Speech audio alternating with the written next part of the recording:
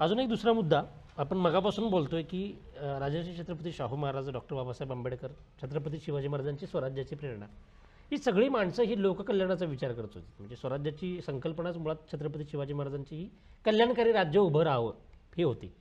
ते लोकराज्य व्हावं यासाठी राजर्षी छत्रपती शाहू महाराजांनी केलेलं काम हे जगाला माहिती आहे, सगळ्या म्हणजे जगन्मान्य आहे. डॉक्टर बाबासाहेब आंबेडकरांनी कायद्याच्या माध्यमातून कष्टकऱ्यांपर्यंत, श्रमिकांपर्यंत सामाजिक न्याय ही संकल्पना पोहोचावी यासाठी आपलं आयुष्य खर्ची घातलं.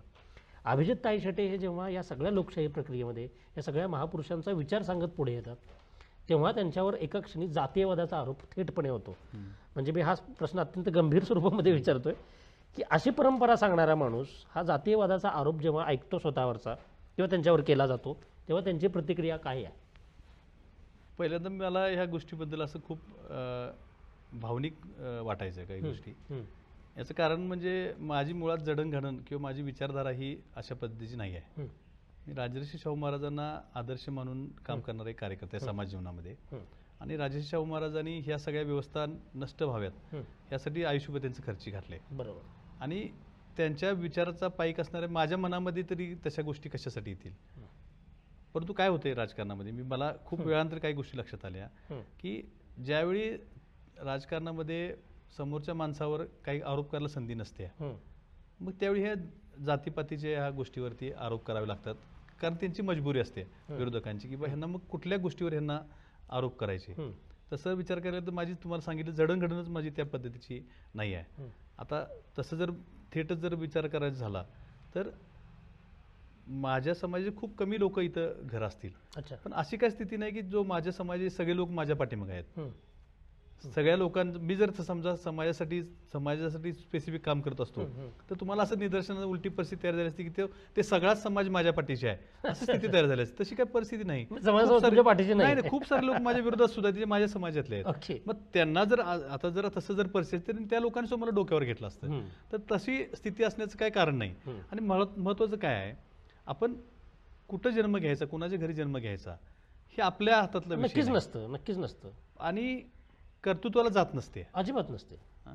आणि तुम्हाला लोकप्रतिनिधी म्हणून काम करायची संधी दिल्यानंतर तुम्ही ज्या पद्धतीचं काम करताय ह्याचा समाजाने विचार करायला पाहिजे. कर्तृत्वातून सिद्ध होतं, कर्तृत्वातून त्यांनी हे केलं पाहिजे.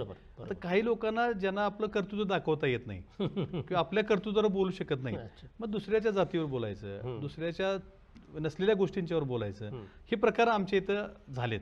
मागच्या निवडणुकीमध्ये थोडाफार तो प्रकार लोकांच्यात झाला. काही प्रमाणात अगदी काही कार्यकर्ते किंवा काही लोक त्याला बळी पडले असतील, परंतु काही क्षणानंतर मला असं वाटतंय की त्या लोकांना सुद्धा कळून चुकले असेल की हा माणूस अशा विचाराचा आहे किंवा नाही. त्यामुळे लोकांना अशा गोष्टीवर एकदा तुम्ही चुकीचं सांगू शकताय, परंतु लोक प्रत्येक वेळी लोकांना तुम्ही हे बनवू शकत नाही, मूर्ख बनवू शकत नाही. लोकांना अगदी वास्तव माहीत आहे की ह्या गोष्टीत मी अडकलेला कार्यकर्ता आहे किंवा नाही. मी सामाजिक जीवनात एवढा व्यस्त राहिलोय की एवढं त्याला मी वाहून घेतलंय हे सुद्धा लोक बघतायत. की मी अगदी त्याच्या पुढचं जाऊन जर सांगायचं म्हणलं तर लोक आपल्या लग्नानंतर आपल्या सासरवडीला किती वेळा जातात, वर्षातून किंवा 2 वर्षातून. तर मी माझंच उदाहरण सांगायचं झालं तर की आपल्याकडे प्रथा कशी आहे की आपलं लग्न झाल्यानंतर पाठ परतायला सासरवडीला जातात. बरोबर. आणि त्यानंतर मग त्यांचं वरच्या कोण 6 महिन्यातनं, 4 महिन्यातनं, वर्षातनं असं जाणं, कोण महिन्याला जातात.